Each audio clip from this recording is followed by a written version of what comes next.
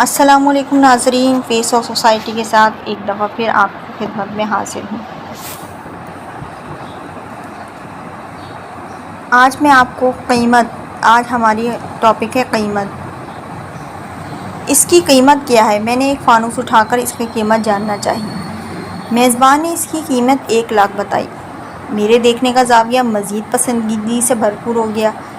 یہ صرف میرے ساتھ نہیں بلکہ ہر دوسرے تیسرے شخص کے ساتھ یہی معاملہ ہے کہ وہ چیزوں کی پائیداری کا اندازہ قیمت برانڈ سے لگاتا ہے۔ معاشرے کی دوڑ نے اسے قیمتوں میں بانٹ دیا ہے۔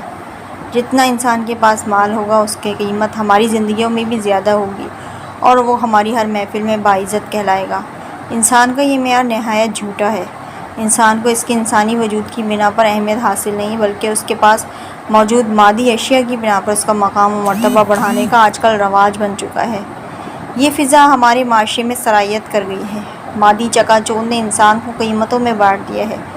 جو جتنا مالی فائدہ دے سکتا ہے وہ ہمارے لیے بہت قیمتی بن جاتا ہے، اور جو مادی فائدے کے بجائے روحانی فائدہ دے سکتا ہے، یعنی دکھ درد میں شریک، اچھا سامع، دعاؤں میں دوسروں کو یاد رکھنے والا، اپنی حیثیت سے بڑھ کر مدد کرنے والا، ایسے شخص کی ساری خدمات میں پانی پھیر دیا جاتا ہے، کیونکہ وہ نظر آنے والے ظاہری مادی فائدے نہیں دے پاتا، لہٰذا اس کی ساری ریاست بے قیمت ہوتی ہے اور نہ ہی وہ قابل تبصرہ و تعریف ہوتی ہے بلکہ اس کو نظر انداز کر دیا جاتا ہے۔ ہم نے انسان کو بحیثیت انسان کے درجہ دینا چھوڑ دیا ہے، اس لیے ہر انسان مال کی محبت میں اپنے پیار کرنے والے رشتوں کو چھوڑ رہا ہے۔ انسان جتنا مال سے قریب ہوتا جا رہا ہے اتنا ہی وہ اپنے اندر تنہا ہوتا جا رہا ہے۔ معیشت کے دور میں اپنے آپ کو کھپا کر اپنی انسانیت کو سلا دیا ہے۔ جب تک مال و دنیا کو اس کے حدود و مقام میں نہ رکھا جائے وہ فساد برپا کیے رکھتا ہے۔ اس کی مثال ایسی ہے جیسے دنیا و مال کی مثال پانی جیسی ہے۔ پانی کے بغیر کشتی نہیں چل سکتی۔ کوئی اگر خشکی میں بھی چلانا چاہے تو نہیں چلا سکے گا۔ اسی طرح انسان کو بھی زندہ رہنے کے لیے دنیا و مال ضروری ہے، لیکن اس طرح پانی کشتی کے لیے اس وقت تک فائدہ مند ہے جب تک وہ پانی کشتی کے نیچے ہے۔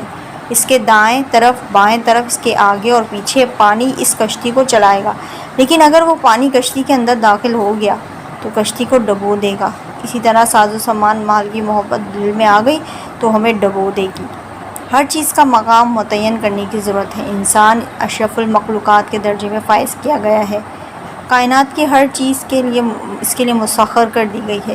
اس سے فائدہ اٹھانا اس کا بنیادی حق ہے، لیکن اس کی محبت کو دل میں بٹھانے کی وجہ سے وہ اپنا مرتبہ اور عزت کھو دیتا ہے۔ صحابہ کرام نے دنیا کی محبت کو ٹھکرا کر آخرت کی محبت کو ترجیح دی، تبھی انسان دنیا اس کے پیچھے کیس و کثرہ کی شان و شوکت سے کبھی مغرور نہیں ہوئے۔ ان کے دربار جانے کے لیے بھی کبھی شاہانہ لباس نہیں پہنا بلکہ اپنے اسی سادہ لباس میں بادشاہ روم سے ملاقات کرتے۔ ایک دفعہ دربار میں کھانا کھایا، حضرت عمر ہاتھ سے کھانے سے بھی ذرا عار محسوس نہیں کیا۔ صحابی نے کہا کہ آپ ہاتھ سے کھانا کھا رہے ہیں، تو آپ نے جواب دیا کہ ان کی وجہ سے میں سنت رسول کو نہیں چھوڑ سکتا۔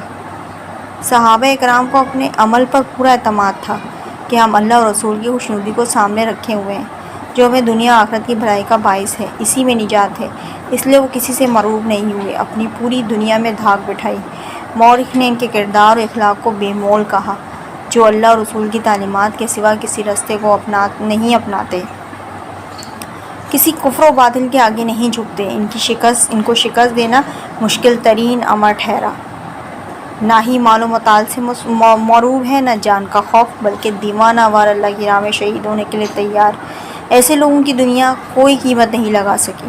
انہوں نے ہی اشرف المخلوقات کا صحیح مرتبہ سمجھا اور دنیا کو دکھایا کہ مومن مال کے پیچھے نہیں بھاگتا اور اس کی قیمت جنت کے بالا خانوں میں ہے۔ اسی کے گرد اس کی ساری زندگی کی جدوجہد ہوتی ہے۔ تو اب ہم نے سوچنا ہے کہ ہماری زندگی کی جدوجہد کس طرف ہے۔ اسی سوال کے ساتھ ہم فیس آف سوسائٹی کا یہ فیس دکھانے کے بعد آپ سے اجازت چاہتے ہیں، اور آپ ہمارے چینل کو سبسکرائب کیجیے گا اور ہمیں اپنے کمنٹ سے نوازیے گا اور ہمیں اچھا فیڈ بیک دیجیے گا۔